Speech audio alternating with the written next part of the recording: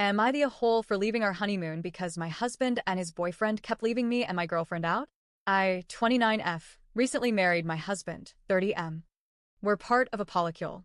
My husband and I have been together for 7 years, and he's been with his boyfriend, 33M, for the last 3. My girlfriend, 27F, and I have been together for 2 years. She and my husband are very close, more so a platonic bond though, and she and his boyfriend are casually friendly, not particularly close. Now here's the part that matters. My husband and his boyfriend go way back. They've been best friends since childhood, grew up together, had what you might call an almost relationship in their early 20s. It didn't work out back then, life's timing and different goals, but they remained close, and when they reconnected later, after my husband and I had already been together a while, it evolved into a romantic relationship again. I've always respected that bond, and accepted that their connection predates mine with my husband. So when we got married, we thought a group honeymoon made sense, a 3-week trip with all 4 of us. Not as a honeymoon with some tagalongs or anything like that, but as a way to celebrate our whole web of love.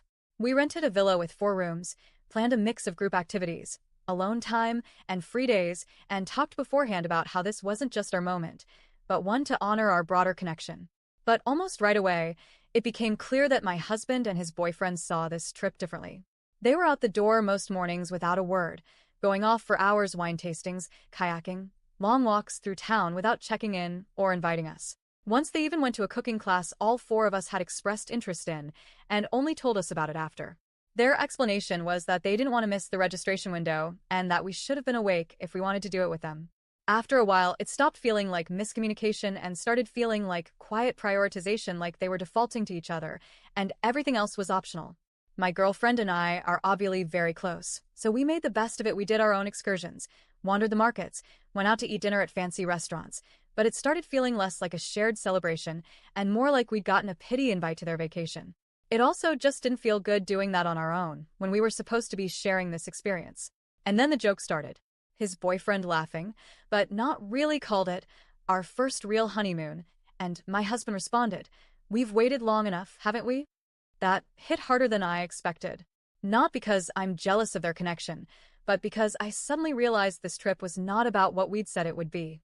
When I brought it up gently, my husband waved it off, said I was overanalyzing everything and that we've all got our own routines. When I pushed a little more, he said, "You and girlfriend have been vibing nonstop.